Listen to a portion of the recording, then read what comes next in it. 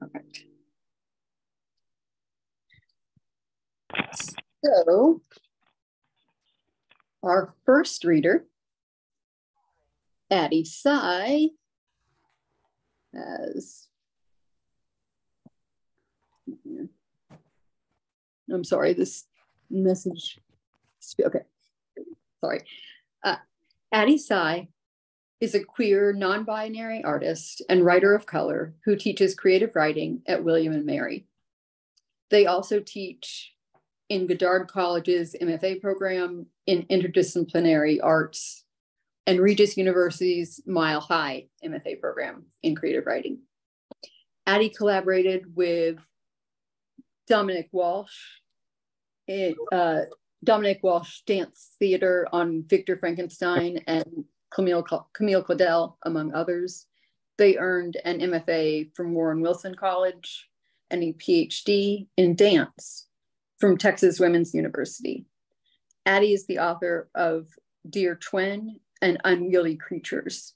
She is the fiction co-editor and editor of features and reviews at Anomaly, contributing writer at Spectrum South, and founding editor and editor-in-chief at Just Femme and Dandy.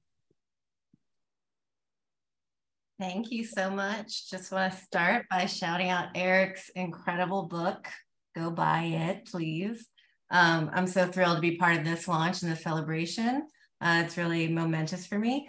I wanted to just very quickly read a poem because it's April 30th and it's the last day of National Poetry Month, and I've been very suddenly writing poems every day. So I want to start with that, and then I want to read for you an essay that was published in Electric Literature on Ranma, 1/2. So here we go. Double act. When they smile at you with a recognition you too don't share, resist the urge to play along. It is never the path of least resistance to become a ghost of yourself, fitting inside her skin. When you resist the urge to play along, don't make it easier for them. Don't paper doll yourself while they tell you yet again they've always wanted one. Don't agree to read their novels. Don't answer the questions burning a hole in their pocket. Let the pocket turn to ash in their mouth, silenced with the paper doll you tape over their lips. One day you will meet someone for whom your face matters less than essence, and you will be the you always dreamed you could be. Okay, now I'm just going to read an essay for you. Sorry. Okay.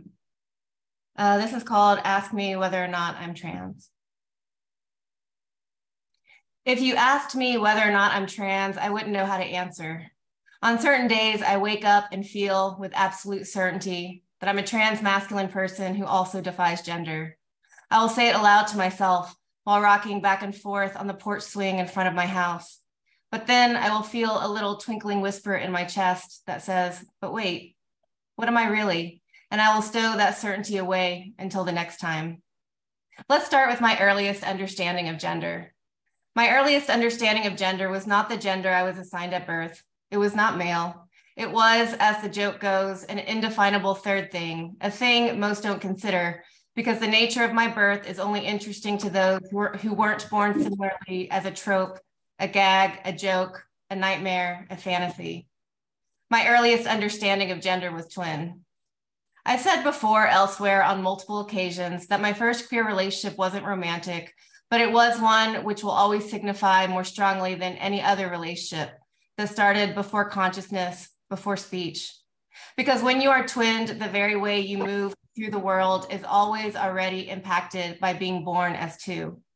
This next point is even more important. It doesn't matter whether the viewer, you, perceives me as born twinned or not. It is the physical fact and condition of my birth that irrevocably impacts that navigation.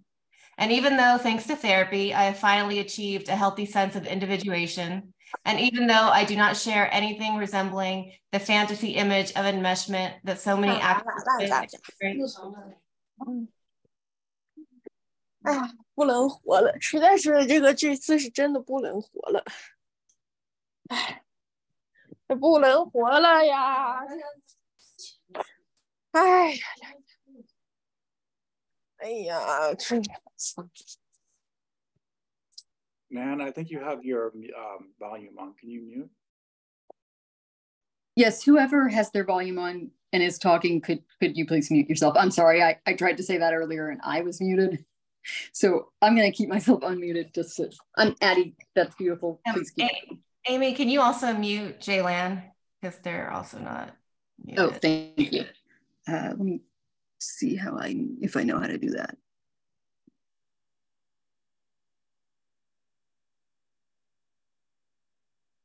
Oh, awesome. Okay, thank you. Of course.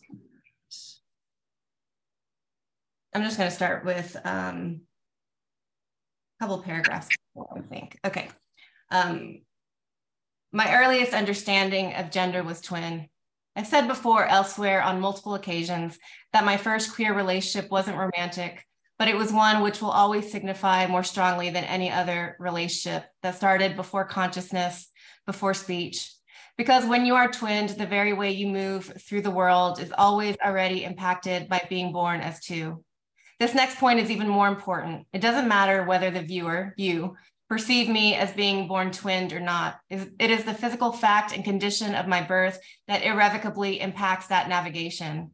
And even though, thanks to therapy, I have finally achieved a healthy sense of individuation, and even though I do not share anything resembling the fantasy image of enmeshment that so many actual twins experience, I am always us and me all at once.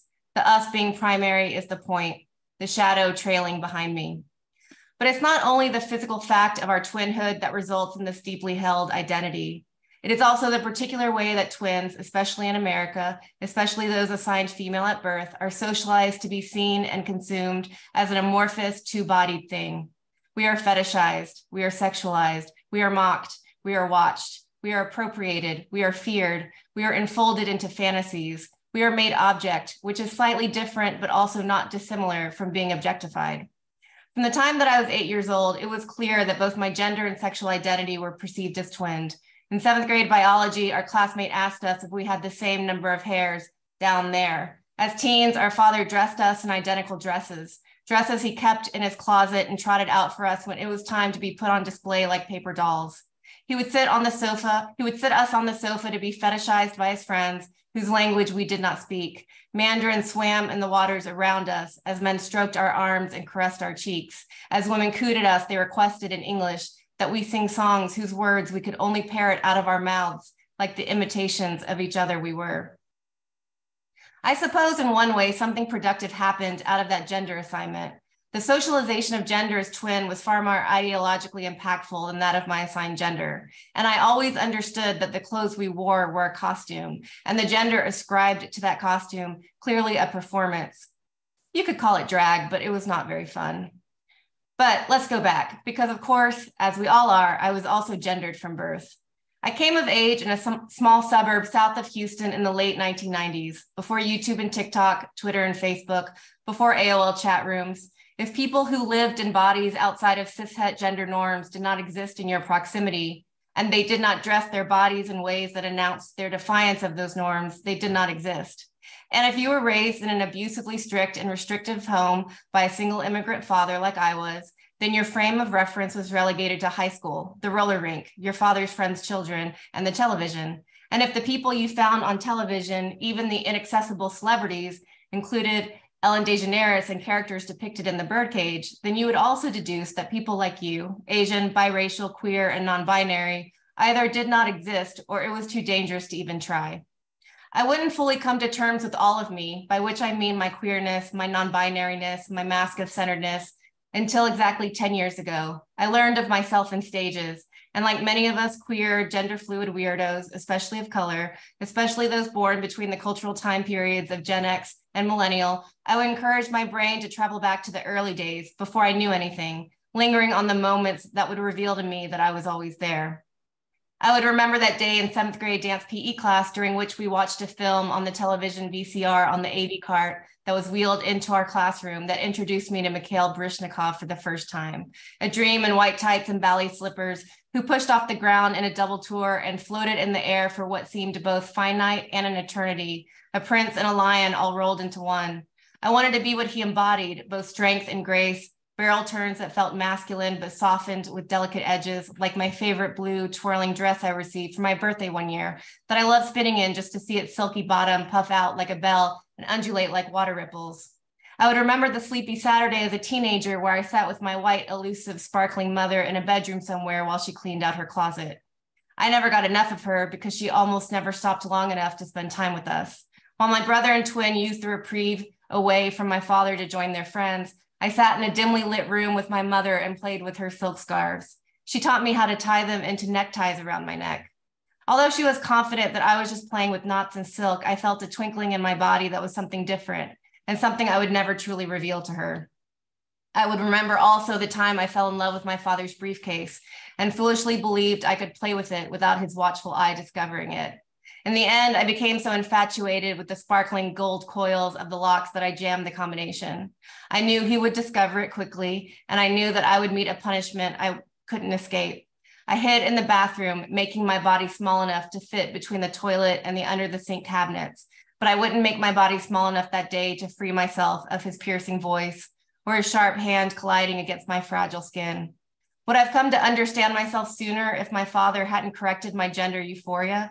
What would my story have become? But what I remember most was a television character I interpreted as both doubled and living outside of the binary, someone who was both boy and girl, and somehow they were not only accepted and safe, but they were an Asian weirdo just like me. What I remember most is Ranma 1/2. Written and illustrated by Rumiko Takahashi, Ranma 1/2 was initially serialized from 1987 to 1996. It centers Rama Sotome, a teenage boy trained in martial arts who, as a result of an accident in a cursed river during a training journey with his father, is cursed to become a girl when splashed with cold water. What I remember most about Ranma was that they were not, as I had already experienced of being a twin, a trope or a gag, an object of mockery. We saw in the body of one character, both boy and girl, and although Ranma's friends and family would laugh as Ranma embodied their feminine form, hair wet and bust heaving against their tight shirt, anime, am I right? A comically deflated expression on their dripping face, it was not the fact of their gender that was the gag. It remains even now one of the closest parallels I can chart for a representation of both my style and my gender. The dualities of the masculine and feminine in both dress and body, from the masculine martial arts G with the long ponytail to the occasional female dress. I didn't always know what Ranma had done for me as a child with no community or understanding of queerness within my own limited environment. It became a part of me and I moved on towards continuing to attempt to match what I was supposed to be. I wore heels and form-fitting dresses, garnering attention that made me feel squeamish, but I didn't know why. I was supposed to feel honored that boys whistled, catcalled, told me I'd be prettier if I smiled. I was supposed to like it when men salivated over my thick hourglass figure and curvy bottom. I was supposed to thank my lucky stars that I had a bottom most girls dreamt of. At the same time, I didn't know how to explain to other trans, queer, and non-binary folks that I secretly loved my curves, as long as they didn't have to mean what they meant for cis women, that it didn't make me cis. As long as I got to choose who threw my body what attention. I smiled awkwardly while a burning sensation filled my chest when older women called my hips the ideal body type for child rearing, or when gay men admired my perky nipples. Where was the water to turn me back to whatever it was I was supposed to be? Where was the cursed lake for me to throw myself into and pretend it was an accident so I could be the boy girl I'd always dreamt of? We no longer live in a world where we're relegated to the queer selves that are obvious, or the one or two pieces of media that show us who aren't cis white gays who we could really be. We have the recent manga Boys Run the Riot, centering trans boys who start their own clothing brand. We have Fire Island, written by and starring Joel Kim Booster, centering Asian queer men. We have Conrad Ricamora. We have Leo Sheng. We have Bilal Bag. We have Haley Kiyoko. In terms of Asian queer popular cultural representation, we still have a long way to go, but it's a far cry from the 90s desert I navigated as a young person. Ranma 1/2, however, remains a magical text for me and how it represents a character I connect to not only as a non-binary and bigender Asian, but as one of the only characters in popular media I can think of that expresses the duality I navigate as both twin and individual, masculine and feminine. Ranma was the first to show me it was okay not to pick one gender, but to embrace being all the genders and just as Asian as me. It would take almost 2 decades after my Ranma phase to understand and embody the lessons it taught me. 2 decades to find my queer self, my non-binary selves, but most importantly, all the queer, Black, Asian, and other POC loves that would cradle me as I slowly began to develop an outward aesthetic to match my twinned interior. My necktie with my ruffles, my skirt adorned with children's drawings in primary colors, my reading rainbow t-shirt, my patterned bow tie and neon eyeliner, my denim jacket bedazzled with 100 pins, my white Renaissance ruff with my lace mesh confetti blouse with matchy frilly cuffs. Thank you. I really loved that. And as a triplet, not to one up you, when you started talking about the twin stuff, I was just like, yes, that was so good. I thank you for sharing that with us. Our next reader is Charles Jensen, who is the author of 3 poetry collections, most recently Instructions Between Takeoff and Landing, which he likes to make fun of me about because I cannot turn it into Taylor Swift, and 7 chapbooks. His poems and essays have appeared in American Poetry Review, Florida Review, New England Review, Passages North, and Prairie Schooner. Thank and you. Charles. Yeah. Well, first, congratulations to Erik on this momentous occasion. I loved reading Gellar studies so much, and I hope everyone here will rush right out and buy their copy because it is the deep dive that we've all been waiting for. I'm here today repping, of course, my favorite Gellar incarnation. And I also want to thank Erik for including me today. I'm like super excited to be here. I'm going to read a couple poems that I hope are on topic. The first one's about television. And it is a form that is meant to mimic the old practice of channel surfing, which is now kind of out of date. Maybe perhaps charming these days. This is called 200 Channels and Everything's On.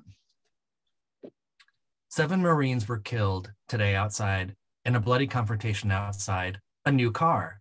This top-of-the-line Ford Focus features power windows, power seats, seating for a family of 5 earning less than $50,000 now exists below the poverty line, according to Visits from Ancient Aliens, this week on History Channel, History in the Making. Chocolate chip cookies, y'all. These treats are my son's favorite things about the holidays in bus stations and park benches. Home foreclosures continue to rise, especially among Golden Globe nominees this year. With more on that story, we go to our Hollywood Boulevard shooter, gunned down after spraying gunfire at passing cars earlier. This current slate of Republican candidates can't seem to make headway among voters, leaving the race wide open for Danica Patrick to make her play for first place. She powers ahead of the shuttle Atlantis, manned by a crew of America's foremost astronauts, including the husband of Elton John, who spoke on the condition of anonymity regarding England's phone hacking. Group Anonymous unleashed another attack today, this time targeting Mexican drug cartels, releasing her 5th #1 single from Teenage Dream, tying her with Michael Jackson for the record. A voting against civil rights for gays and lesbians, including DOMA and the repealed Don't Ask, Don't Squeeze the Charmin. Charmin is softer than ever before and leaves fewer pieces behind compared to the previous season, which saw Ross and Rachel end their relationship over Ross's ill-timed affair while he claimed he needed everything in the house. Years worth of newspapers, tin cans, old clocks, rat feces, the smell of money drifts down Wall Street where protesters set up camps, food trucks, even a library of books, will be obsolete by the year 2028. Instead, readers will download literature directly into their brains via a connecting flight from Hartford to Dulles, where travelers hoping to be home for the holidays will be America's next great fashion designer. 15 designers will be pushed to their limits to create jobs for working and middle-class Americans. Congress's approval rating is at its lowest. It has sleeves, warm fleece to wrap around you so your arms don't get cold while you fight the insurgents outside Baghdad. The war, the president said, has finally come to an end. That was a, what are those things called? Is it a snuggly? The blanket with the sleeves, that I was referencing there. Okay. A snuggie. Yeah, thanks. My next poem is an apocalypse poem, and it's written in the form of a reading comprehension exam. So pay attention because there are questions at the end for the reader to answer.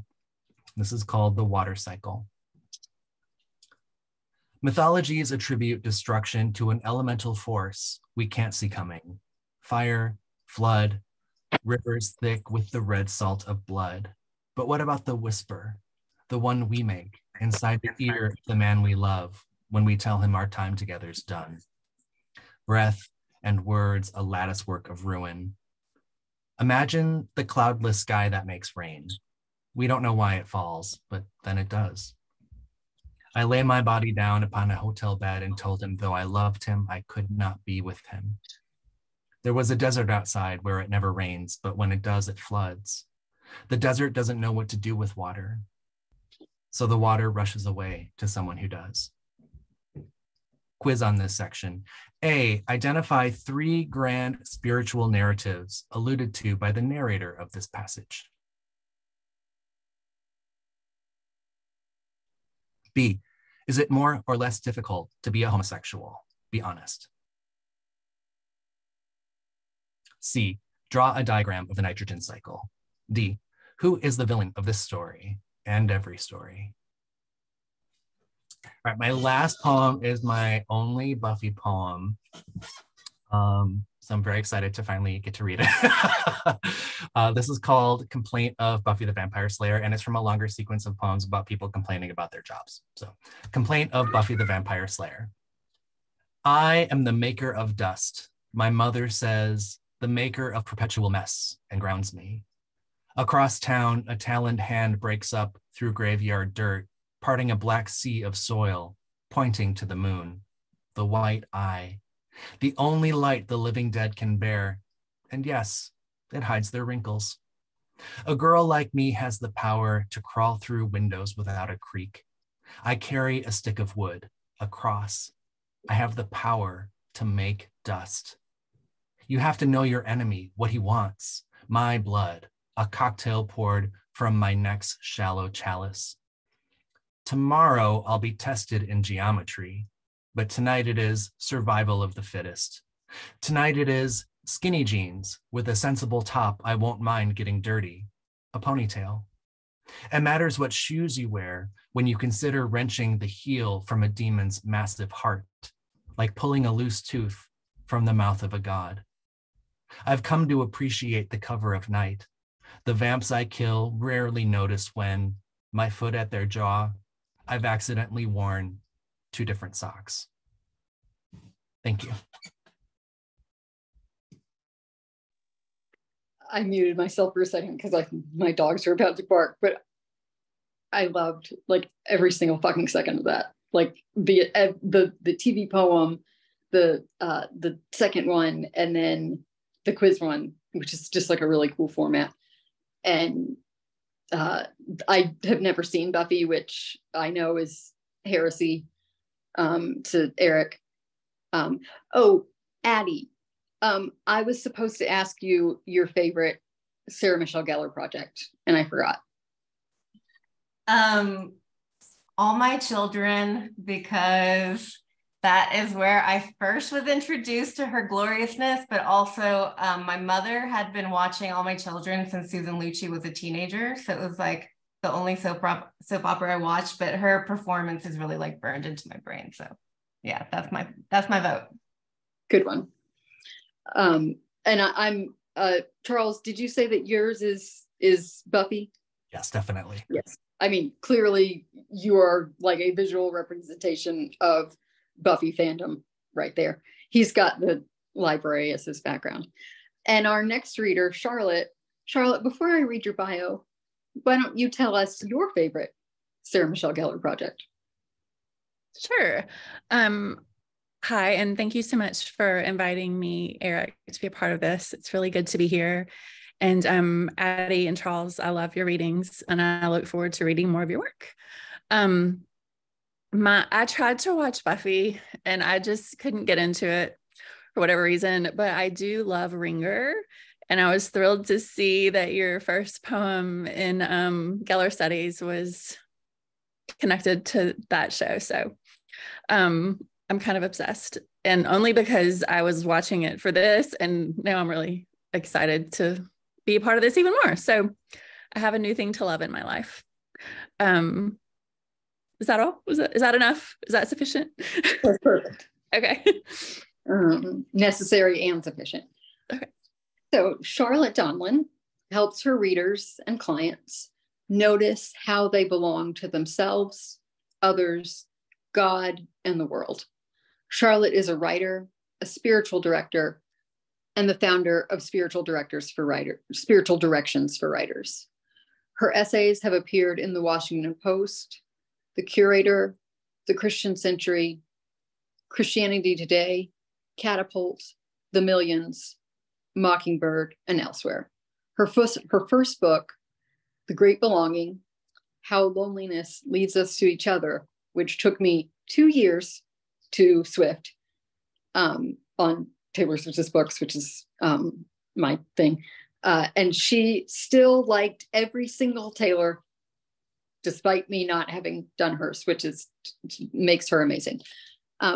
So her book, The Great Belonging, How Loneliness Leads Us to Each Other, was published by Broadleaf Books in 2020.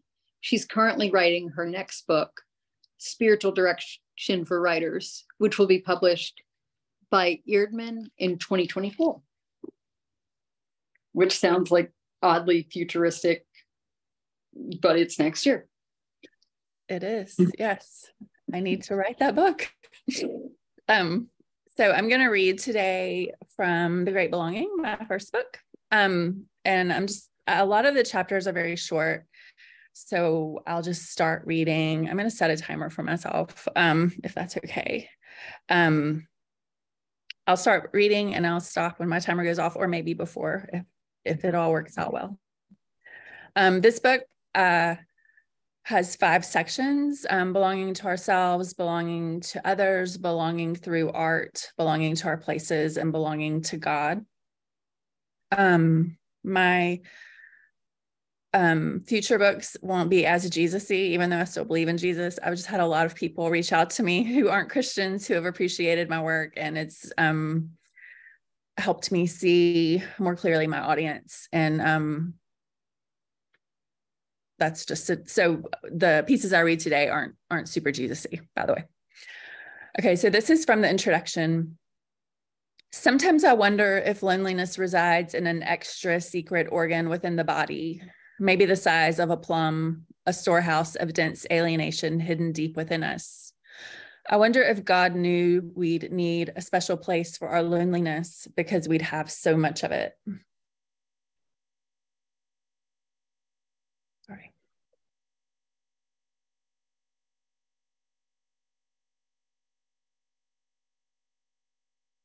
This is a very short chapter called A Fragile Knowledge. My earliest memory of feeling alone is when I went to a week-long YMCA summer day camp. I was maybe 4 or 5 years old. I knew no one except my older brother, and back then he wanted nothing to do with me. I don't think I said more than a few words to anyone at camp for the full 5 days, and the aloneness was devastating. Somewhere along the way, after I entered elementary school, I began to feel lonely even when I wasn't alone. At the time, I didn't know my first feelings of loneliness were tied to my awareness that everything was not okay. Everyone around me acted like everything was just fine and expected me to do the same. I'm fine, you're fine, we're all fine. But I knew even as a child about tornadoes and missing children and drunk drivers. I knew about death, violence, sadness. I knew we were all capable of flinging unkind words toward each other. I knew we weren't fine.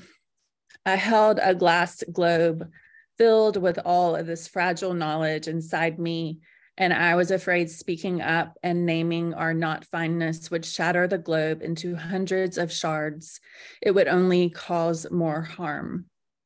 So I remained in the solitude of my silence. I did my best to convince myself and everyone else I was just fine. This chapter is called Occasions of Loneliness, and it's a list. You wake up in a strange place. You wake up in a familiar place with a beloved one lying next to you. You long for your childhood home. You long for your grandmother's home. You long for somewhere you've never been. You're sick on your birthday. No one remembers your birthday. You're a new employee in a new office, and you plan to eat lunch alone. You're on the outside of the inside jokes. You have a secret that you will never tell. Your older sister leaves for college.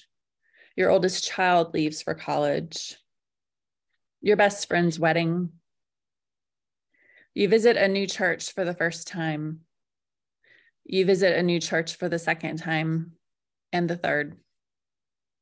Hospital smells, hospital sounds, the anniversary of your mother's death, your husband's death.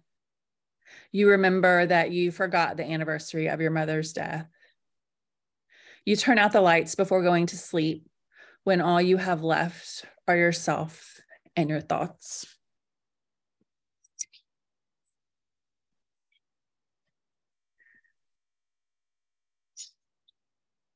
This chapter is called An Illustration. An illustration by my friend and Birmingham artist, Jameson Harper, hangs on a wall in my living room above a pair of turquoise velvet swivel chairs near the entrance to our small kitchen. Jamie's digital drawing accompanies an essay I wrote for a church magazine about the gifts of the Psalms in my illness and in my health. This work depicts a lone, wild-haired woman surrounded by various shades of pink and purple.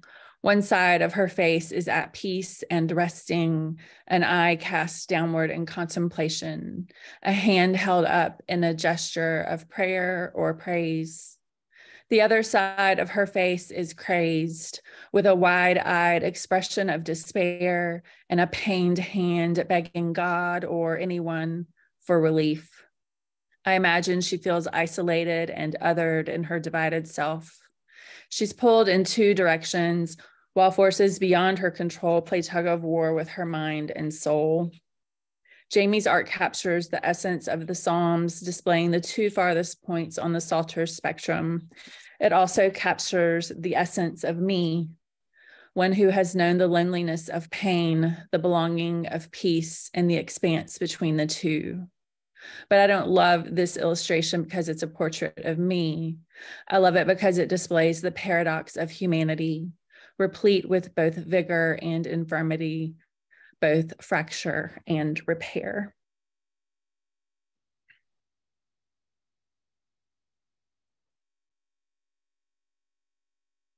I have two more short. I'm going to turn off my timer because I think I'll be close enough. This is called Poems for the Dead. I do not always understand poems. Some days I have to reread a poem multiple times before I comprehend any meaning. On other days, I just let the sound wash over me and worry less about understanding. I keep reading for the linguistic precision, for the sharpness of image, for what a metaphor can sometimes suddenly show me.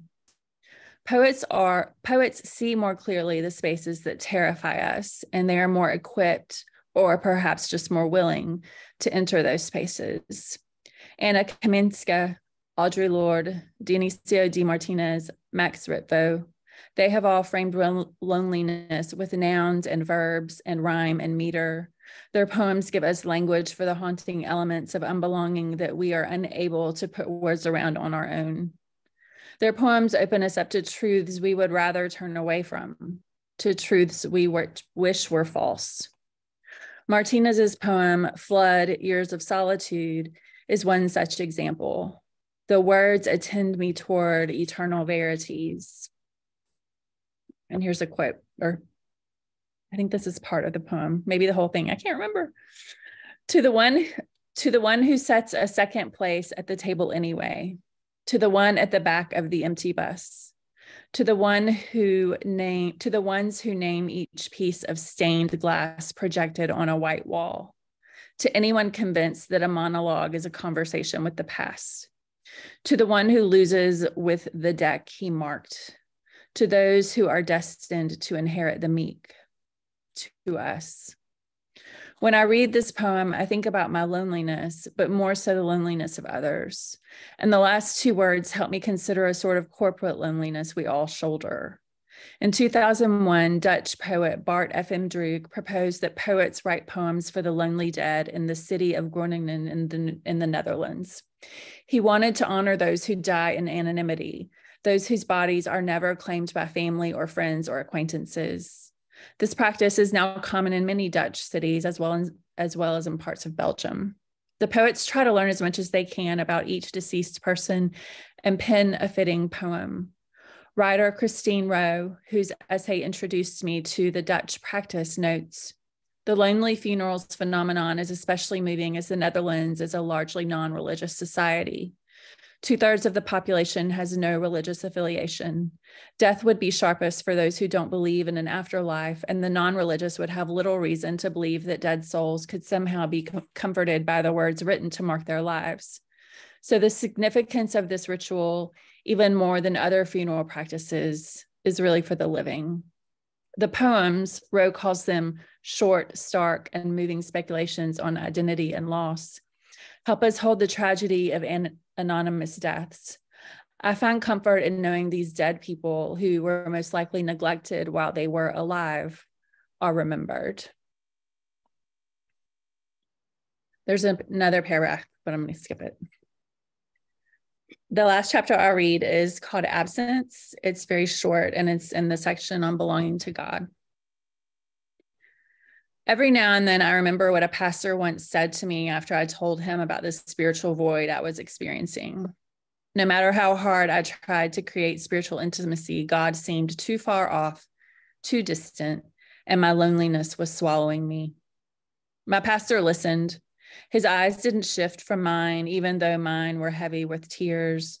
Plenty of potential distractions vied for his attention in the small coffee shop, but he listened attentively to me. When I finished describing the void, we sat in silence for a minute or so. Then he said, "What if God is most present when it seems like God is most absent?" That's all. Thank you. All of that was like really beautiful. I love the list one, but I'm always just like really awed by like how open-hearted you are and how like generous to other people and yourself, and you're actually harder on yourself than you are on other people. And just like the way that like I thought, like, you know, when I initially sort of met you, I was like, Jesus-y. But I mean, she curses like a sailor. So thank you for that. That was, I really enjoyed that. I've enjoyed everyone's a lot. Thank you. And so now it is my turn. I'm just going to read my bio in the third person because I feel like it would be awkward to do it any other way. So Amy Long is the author of Codependence, chosen by Brian Blanchfield as the winner of Cleveland State University Press's 2018 essay collection competition. Her work has appeared in Diagram, Ninth Letter, Grist, and elsewhere, including as a notable essay in Best American Essays 2019. Short bio. This is Bevo. He is the clingiest dog in the world. And I just don't have the heart to take him off my lap. I thought that this essay was finished enough like last week, and then last night at 4 a.m. Well, a few days ago, I had an epiphany that relates to it. And at 4 a.m., I was like, what are you doing? You have to add that. And so I finished it at 6:30 a.m. And I woke up at 8:30, and then I woke up at 10:30. And so that's not like it's not like one of those things that I'm saying like, you know, this is going to suck or, you know, whatever.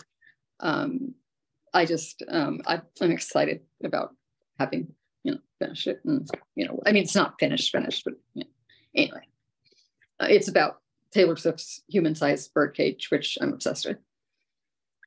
Okay. Let's see. Taylor Swift collects antique bird cages.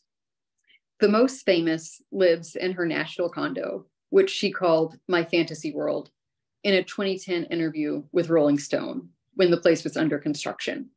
She was 19.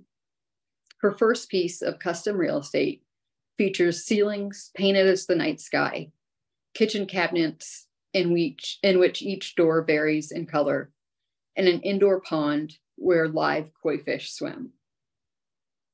She told the magazine that you step on a stepping stone in the pond to get on a spiral staircase, which takes you to the human-sized birdcage observatory. They're delivering a human-sized birdcage, which I'll put a brass telescope in. It's giant. It's like people size, she said to MTV News of the birdcage a few months prior.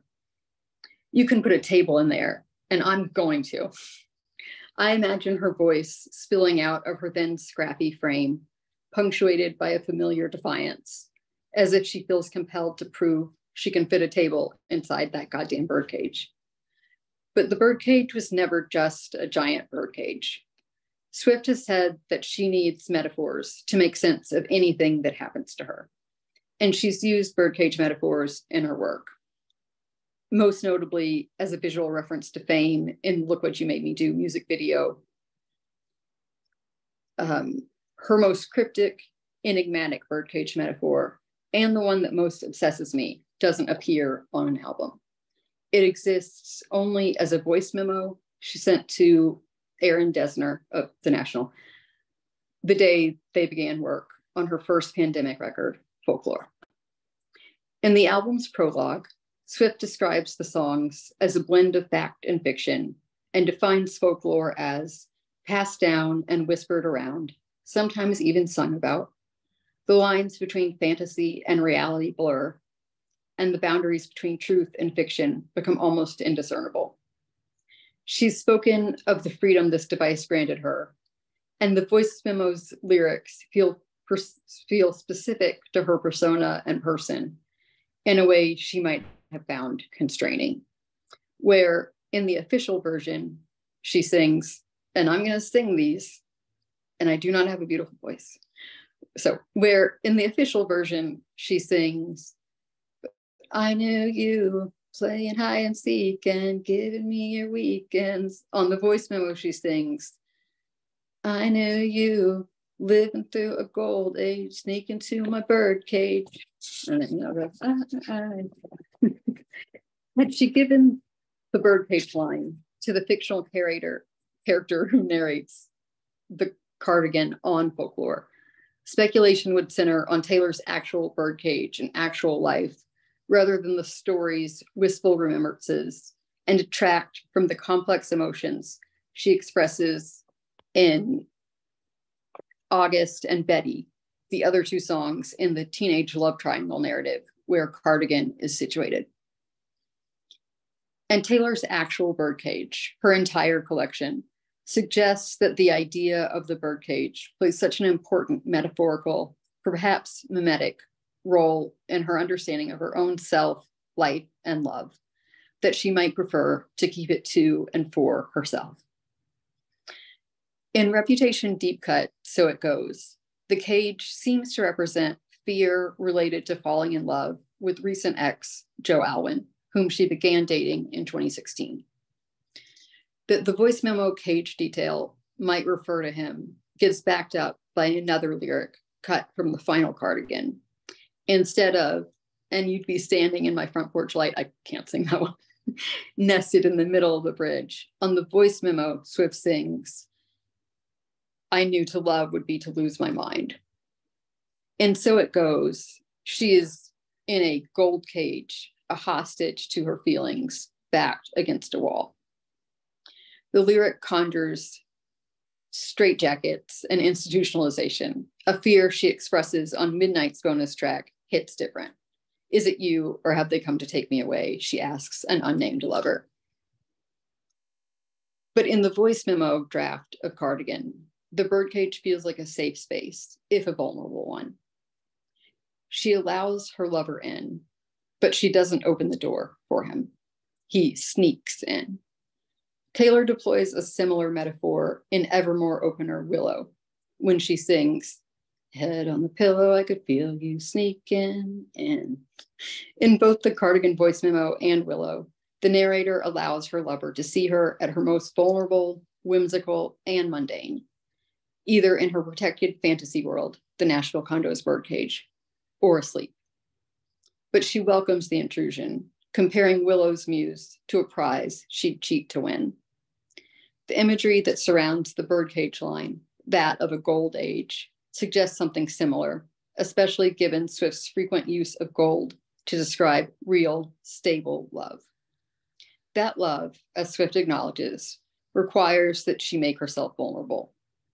And when she sings, "I knew to love would be to lose my mind," she references both of the ways she's used the birdcage metaphor to refer to the trappings of her particular fame and to the vulnerable spot in which she puts herself each time someone new enters her full, real life.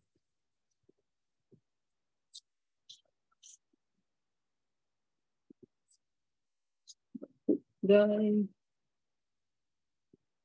lose something? I'm so sorry, guys. No. I'm sorry, I'm gonna have to pull this up. I'm an idiot.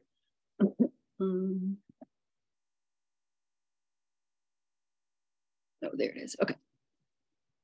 There it is. Frequent use of gold to describe real, stable love. Full real life. Okay, yeah. Oh, maybe I deleted it, whatever. Those fears go hand in hand. As she makes clear on Folklore's piece, she has to protect that full real life and stable golden love from a celluloid world that wants to ruin her love by poking at and prodding it for gossip. And in early April of 2023, Alwyn confirmed that those fears were not unfounded. Sources close to the couple told Entertainment Tonight and People magazine that they split in part due to the pressure her fame put on Joe and his frustrations with her success in relation to his. The breakup hit me hard. I wasn't surprised. I wanted it to work because I believed Taylor thought it would. But since 2019, I've said, if I see a dick again, it will be too soon. I know Joe is attractive on an objective level, but I cannot find men, maybe sex itself, alluring. I haven't since 2019, when I didn't break up with the late musician Ray Raposa after he choked me. Under his Castanets moniker, he was the band on half the dates in my book tour. When I thought of how I tell event organizers, my press, friends, especially other writers, and anyone who could Google either of us, that what I'd committed to type wouldn't happen, I felt humiliated. I couldn't change it. My shows with Ray had to go on. As far as we can tell, Taylor and Joe broke up right before or in the first few weeks of her current massive Eras tour. I didn't put it together right away, but one of the reasons the news so upset and obsessed me had to do with Ray. I could feel the humiliation fluttering in Taylor's throat. Every weekend, she sings love songs about a man she knows, we know, isn't with her. And part of the reason he's not haunts her and our every word. At each of the tour's 147 stops, she plays to hundreds of thousands of us. I know why letting anyone into that birdcage-shaped metaphor for her life, her work, her soul sounds fucking crazy, because it fucking is. At shows since the breakup leaked, Taylor has tried to put distance between her aggressively autobiographical love songs and Joe himself, calling Lover, which evokes marriage vows, in its bridge, just a love song, and telling fans that she hopes we apply the songs to our lives, a sentence that holds implicit within it, not hers. Her time with Alwyn coincides with her most prolific artistic period, and when the pair broke into single units, he could put up walls. But Taylor whittles at those birdcage bars with each exhaled breath. Every feeling she's ever committed to tape is on display for billions to stream. And that gives her lovers, especially Alwyn, the presumed subject of 6 years worth of effusive, intense love songs, the power to humiliate her. But her power, the reason that no one can humiliate her, resides in, I'm sorry, I'm a crier, in the relationship she calls her longest, the one she has with the fans. We, to borrow a phrase from Reputation closer New Year's Day, stay when she's lost or scared or other people turn away. That we do not leave her and she does not leave us. Represents her most vulnerable and courageous act, a commitment to herself and the cage of a life she's built, song by song, word by word, by placing one chord in front of the other and singing. I'm sorry. I really want that respect. I feel terrible for her, but I'm like also laughing at myself for crying. Erik might cry too. He told me. So now I'm going to read Erik's bio, and then Addie is going to read an intro that they wrote for Erik's book, and then Erik will read. So I have to re-pull this up. I'm so sorry.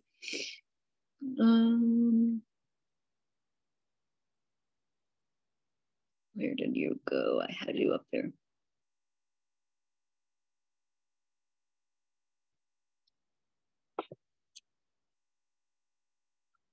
Erik Fuhrer is the author of the upcoming play, The Ocean and Its Movers, Free Lines Press, and 6 previous collections of poetry, most recently I, Apocalypse, Spute and Dibble, 2021. Their memoir, My Buffed Up Life, which engages with Buffy the Vampire Slayer to unfold an otherwise unspeakable tale of personal trauma, is forthcoming from Spute and Dibble's press in 2024. They hold a PhD from the University of Glasgow and currently live and teach in Los Angeles.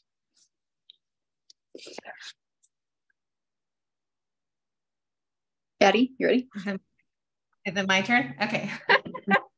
So I wrote a blurb that became 3 paragraphs long, so now it's the intro. And I'm very pleased to get to, this is actually true. That tells you how much I love this book. I'm just going to show the book one more time. Okay. I'll put it simply. With Gellar Studies, Erik Fuhrer has invented a shining new genre. Gellar Studies is an ode and a love letter and a manifestation of that parasocial identification with a singular actor celebrity that emerges from the magic of that affect, from watching, admiring, and empathically identifying, as Fuhrer does with Gen X queen Sarah Michelle Gellar. Not only that, but the particular texture familiar to those queer bodies who see something of themselves in their loved one on screen, whether in fiction or fact, most often giving them the correlative to what they hadn't yet been able to name swirling within them. The poems in Gellar Studies are luminous and elegant, expanding the relational duet to include not only Fuhrer's empathic attachment to Gellar as a figure, but also all the bodies she lived in through her various roles, the oceans she swam in. What I find most remarkable about Fuhrer's language in these odes and how they blossom outward is how Fuhrer communicates the empowerment and pathos a 90s Hollywood starlet can offer a queer and queer to body, quote, I, no longer me, but a force. Gellar Studies will be exceptionally delectable and devastating for Gen X LGBTQIA+ readers who are familiar with Gellar's iconic work, but I am confident that any reader will quickly submerge themselves in Fuhrer's stunning, surreal, powerful waters, hoping to never come up for air.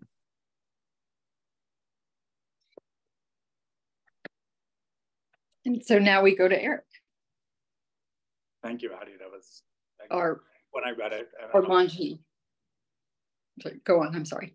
Oh, that's okay. I thank you, Addie. It was beautiful when I read it, and beautiful to hear it again. I really appreciate that. So I'm going to start by reading an essay that I wrote that was published recently. I can actually put this in the chat too, if anybody, if it's helpful to follow along.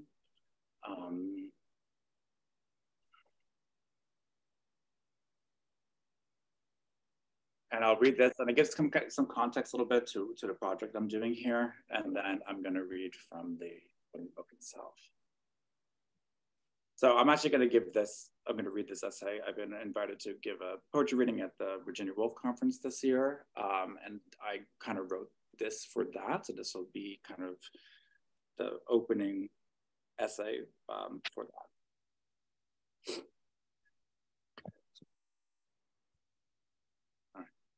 So this references a lot of Woolf stuff, if you are familiar with Virginia Woolf and Sarah Michelle Gellar, you'll kind of pick up. If not, you'll kind of see the intimacy that's kind of there, and you'll kind of get it and not get it at the same time, which is maybe a little bit of the point. So when I was young, I just wanted to go, maybe not to a lighthouse per se, but away, to be a body on the ocean, sometimes under. I was 1 year just really in love with a boy who was also a firefighter. I was in love with many things. The waves darkened over my body, even though I am afraid of the water. Yes, Lily, she is beautiful. Draw a line underneath her so she doesn't disappear. I have drawn 100 lines across the horizon, and all I see are waves. Is it unethical to light a fire so that the firefighter boy saves me? He fought fires before I knew him. I was a body in a wave. I was death among the apple trees. I was the tide rolling in. I could put out fires. I could just never start them. She disappeared, Lily. You knew she would. You wanted to paint her into permanence. There she is. I won't disappear on you. Only I will. Drawn back into my own salt. I heard vampires eat their own death shrouds. I paint on my canvas with a cross so that I won't bite myself too hard. I wish I could promise you forever. I wish I could walk through the fire and raise all the ghosts. Buffy, Sarah Michelle, there she is. I follow her. Virginia Woolf, light a lamp for me. Tell me you are coming to dinner tonight. I will never eat alone as long as these waves crash into me. They are drawing me in. Rhoda, Neville, Susan, there they are. I hold my cross in my hand. I draw a line.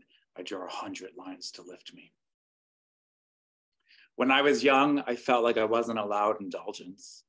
There was something too feminine about just loving something in its pure sugar. Be a man meant don't cry, don't gush, don't let your emotions slip through that hole in your lips. Stick a cigarette in. You are James Dean, cool, collected, not Kendall Hart chewing up the scenery. Only I was always running hot, fever. I winced at the term man when it arrowed at me. Is that what you see when you see me? Let my hair spill to the fucking ground.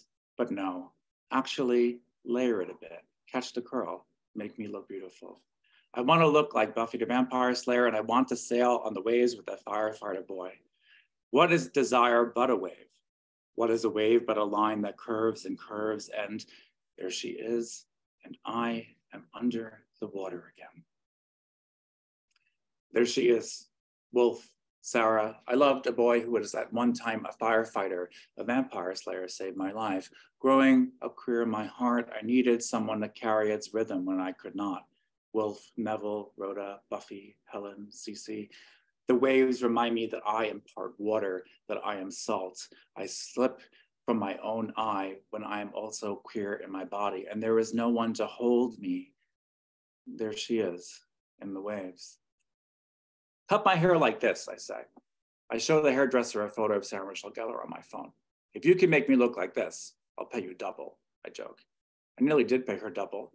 She straightened my hair at the end, explaining that my hair is already curly while Sarah's is straight with an added curl. I hadn't gotten my hair cut in 10 years. Some oak root shame from wishing I was a woman most of my life. Hair was deeply tied into that for me. I don't feel like a woman anymore, at least not all the time. But I am starting to feel real, like a person, like me. And hair is deeply tied into that feeling as well. The hairdresser explained that to look like Sarah will take some time, but she explained how to do it. She took her time, and she never mentioned that I was holding a photo of a woman. No comment on my desire, just affirmation. I looked in the mirror. There she is. There they are. Hello. Sarah stars in Wolfpack this year. Wolf, homonyms, her return, I howl. I read Wolf in the bath to prepare for this reading after watching the show. Completely different wolves become one in my head. I track them both. There she is, and I am in the woods, and I am in the water. And I am drawing so many lines to connect these worlds to mine. Hold me closer, Orlando. Dip me into the waves. You know how seashells become glass? That's what I want to be, to glide into softness, to land in the hard pillow of myself. Sarah walks through the fire, Wolf through the waves, and sometimes this world does not have enough light. Where is that lighthouse? Where is that flame? Maybe I don't want the boy to put it out. Maybe I want to carry it. Put it here, right here, among the apple trees. Neville, Rhoda, break bread with me. Helen, please pull me out of this ocean. You have once already. I sit with you, not the Last Supper, but the first. You are all my family now. Have been for years. The wolf sets fire to my birth certificate. Boy, boy, boy, boy, boy, that's conflagration. That's communion. There she is. There they are. And the waves come, and the waves come. How do you measure influence? How do you measure love? In flowers? In blood? Tell me, how much are these flowers? Tell me, when were you first bitten? If I say I love you, it's just to say that I have been caught in your ocean. It's just to say that I didn't drown there. It's just to say that my life is safer because you have been in this world. Even though I don't know you, there you are, constant. There you are.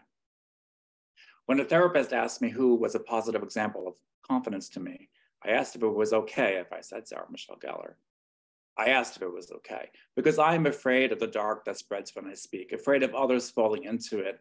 I don't want to become the wave, the shadow of the eye in the room of one's own, blotting out me, blotting out you. This is my brain on trauma. I loop and loop like the waves. Virginia, Sarah, light a lamp for me so I can see you both through this night. In Wolfpack, Sarah plays Kristen Ramsey, not Mrs. Ramsey, not Gordon Ramsay or David Ramsey. Kristen Ramsey. It's just a coincidence. They are not connected. Do you know how many Ramseys are in the phone book? What the hell is a phone book? I howl at myself. This is my mind. This is my mind. One written by Wolf, one a wolf, a Sarah, a smoke. We all dim in the fire. We all soot. Here I am drawing lines again. Here I am trying to make sense, cutting, collaging, wolf, wolf, howl. The universe sketches its body out in the water. We are all waves inside. We are all universe. Tell me, how does it feel to be a universe? Sometimes I forget. My body intersected by lines, my body a graph. Somewhere there is a lost episode of Baywatch where the firefighter boy pulls me out of the waves. Somewhere, sometime, there is a boat that took me to the lighthouse. Somewhere there is footage of all the times I was saved from a vampire before they could tooth me. Somewhere there is footage of me not disappearing on you. Somewhere there is footage. Helen, I am so sorry. You should have been the final girl, on the waves instead of frozen in them. Too many of us end up under the waves. Do lighthouses still work? Have they ever? Yes, there she is.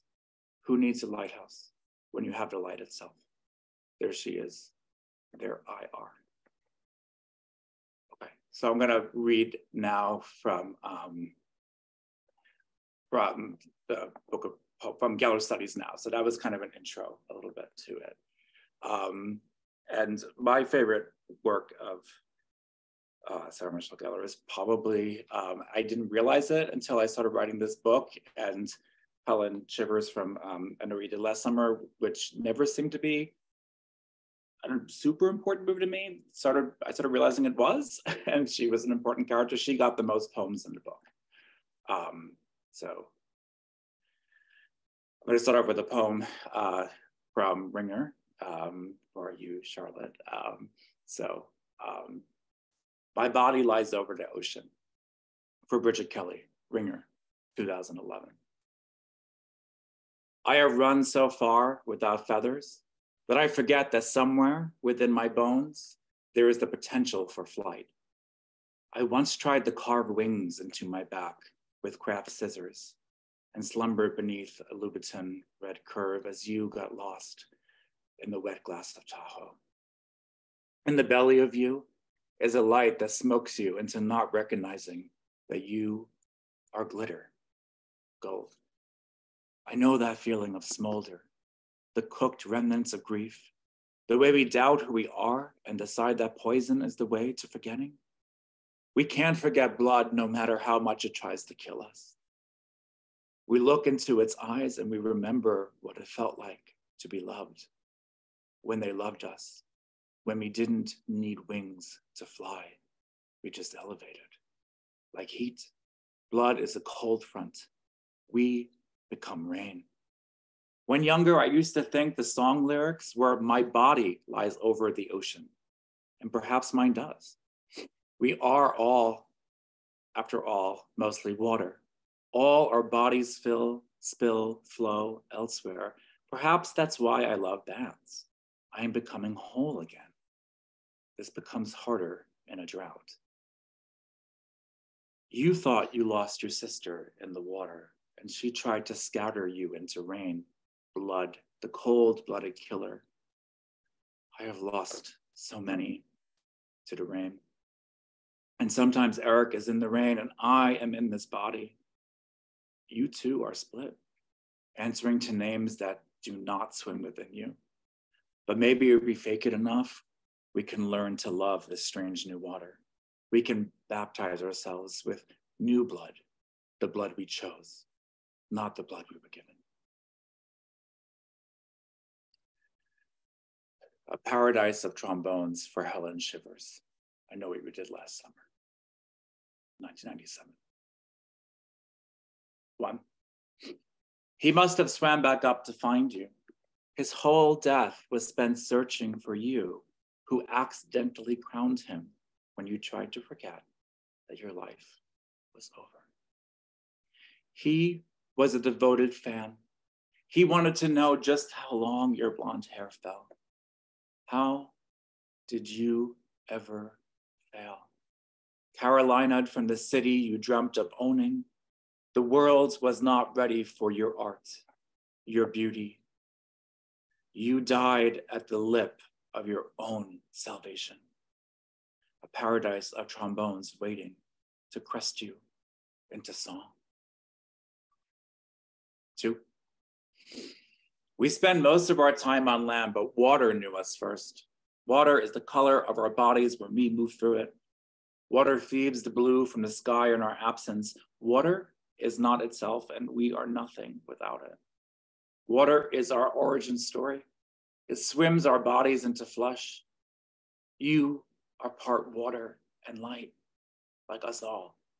You, even in death, replenished by water. Your body on ice, your body close again to what made you.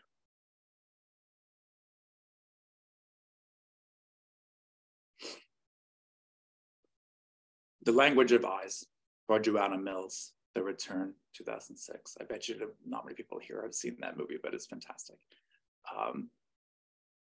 Hunted beneath the table, behind the wood boards, my eyes roll back like that road that you slip your cowboy boots on to escape from that little red memory, that little red scar.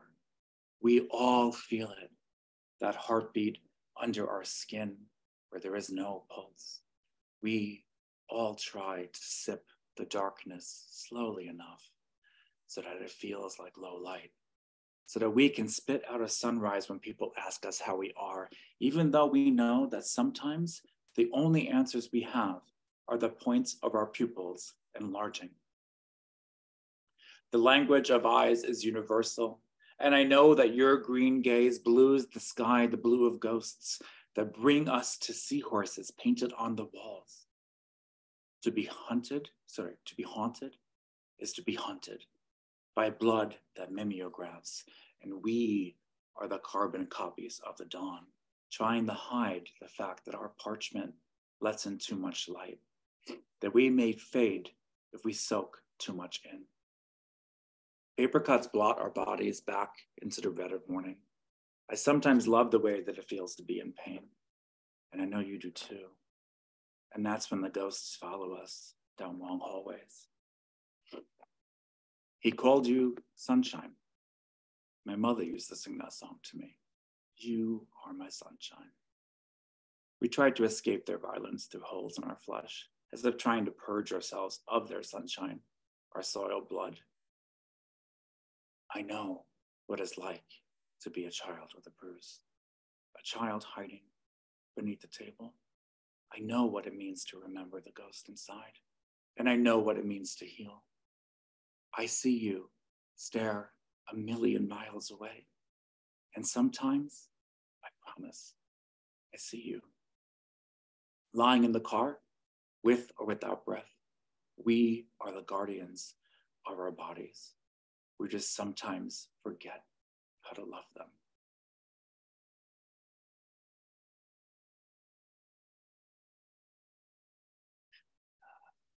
Cruel and Dangerous for Catherine Murtai, Cruel Intentions, 1999. 1. It was dangerous for me to have a tongue, dangerous for you to have a body. So we became a rainstorm, me, the puddle, you, the stingray. I never had your strength, nor your cruelty. You could not separate the two, Ouroboros, you, the sister, you, the smoldering word. You don't deserve redemption, but you do deserve better than to be dragged down by the dead who smile, wink, erase the crimes they dump on you. I deserve better too. I am not as cruel as you, but I easily could have been. What is this world but bruises, I think, as you and I both weep into the Hudson, waiting for the oysters of our hearts to shuck themselves free. 2. To survive, you were forced to be Marsha Brady. I am the broken nose, and I have lost my scent. So give me the biggest cross you have, and I will snort it whole. We are the holy water. We are the snuff of dreams. Okay. Then another one for Helen. To New Water. For Helen Shivers. I know what you did last summer. 1997. I caught a galaxy in my throat, and I'm still shedding stars. You, I'm told, were a queen when we were still searching our nets for fish.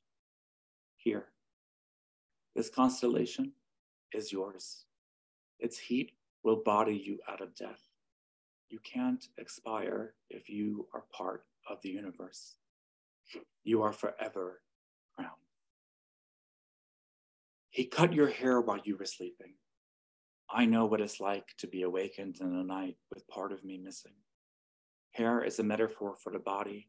Hair is also simply beautiful, and no parts of our bodies are anyone's fruits. I follow your ambition to new water, but I am always afraid I will be found and outed for my crimes. Only I have never committed a crime. My only crime, like yours, was to try and escape and become whole. Too bad you also pushed that dead body into the water. But perhaps you really wish to be pushing yours. I understand that. But perhaps I'm giving you too much credit. Maybe you really just drowned a man. this will be the last one. This is going back to Ringer. So I guess it goes full circle kind of. Bridget from Ringer gets 3 poems, and then Helen gets 4, and they're the most. So many names for Bridget Kelly, Ringer, 2011. The one who shares your body tried to blot you out while you dilated as her to keep from dying. But death clings to you like your birthday necklace, always returned. In the dark, I remember my birth name. Not I either, other I stalks me. I, me, always an object. I have thought about changing my name because my body does not scrub clean. We are both stuck in hallways of flesh to remind us that we are not who we want to be. Your return to water slipped you into an eclipse. Same lips, new secrets, even beautiful shoes do not save you from sinking into borrowed skin. They fell in love, but not with you, only your theater. They never knew what they were missing. If we ever meet, I will hand you salmon over and over until you remember that you deserve the ocean. These vineyards are ours. We will drink them in remembrance of who we really are. That's all I got. Thank you. Holy shit. What the fuck? That is so good. This book should be huge.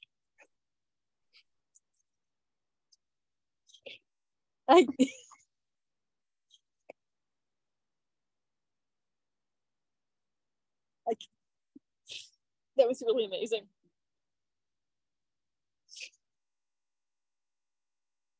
Can everyone clap for Erik? Yay. Yay. We've got to get this book to Sarah, and we have a network that can. I'm gonna put you in touch with the person who's going to see Taylor Swift with her. And and I forgot to, my favorite Sarah Michelle Gellar appearance is her meet and greet photo with Taylor from the Reputation tour. And also when she went on Howard Stern and trolled him for saying that her marriage wouldn't work out. Guys, everyone, thank you so much for coming. This was the best reading I've been to in, I don't even know. I'm gonna drop the book here too if people are interested. And you could also, I also have books if you want like a signed copy, you could just DM me and or whatever, is that called DM on here? Whatever it's called, you can message me on whatever we're in Zoom and we can talk. I won't. Addie says she wants one, and I do too. Okay. Like even without because Erik and I have talked about how I have not really seen anything with Sarah Michelle Gellar in it, but even without that, I still felt it like so hard that I cried. And is the return scary? Not really. It's really slow. Don't watch the trailer because they take a lot of the scenes in the trailer are not actually in the movie, and they're jump scares. And the movie's very, very slow and kind of a slow burn. I really like it. I want to watch that. Yeah. Anything anybody want to say before are we wrapping up? Oh, I will say that there are no Buffy poems in the book, but that's because I have a memoir coming out. Like we talked about Buffy quite a lot, and I wrote that first, and then these poems just kept coming. But so Buffy already had her place in the other book and didn't feel like it was supposed to be in this book at that moment. So yeah. I mean, I think that gives everyone something to look forward to. The Buffy, I mean, because if that's what you can do, I just floored. I'm floored. Thank you. I'm really grateful that I got to be part of this. Yeah, thank you for hosting. I really appreciate it. Yeah, thank you. I was happy to. Thank you for, I mean, like being very vulnerable and, you know, and everyone's saying really nice things in the chat. Does the chat stay like? I think I think everybody can download it, right? When you record it, we'll create a transcript of the chat. Oh, thank you. And will Erik get the recording? I think you're, since I made you the host, I think you get it, and then you could just. Where do I get it? It immediately pops up and shows you where it is. But one thing, don't close out your Zoom. Like, don't exit or close Zoom before you get the email, because it can mess up the recording. It takes a while to process it after it processes whatever. After we end it, it'll take a while to process it. Yeah, I think it doesn't it usually tell you like, I can't remember. I did it like once. So. It'll be on your screen, and then it'll show you like where the file goes. But I think they've archived them better than they used to, so you should be able to just like search Zoom and find it. Just, you can like end this, but just don't close the whole Zoom program, because you finish processing. Yeah. Okay. I'm going to go ahead and end the recording so that we. Thank you everybody that read. So I really, really appreciate it. And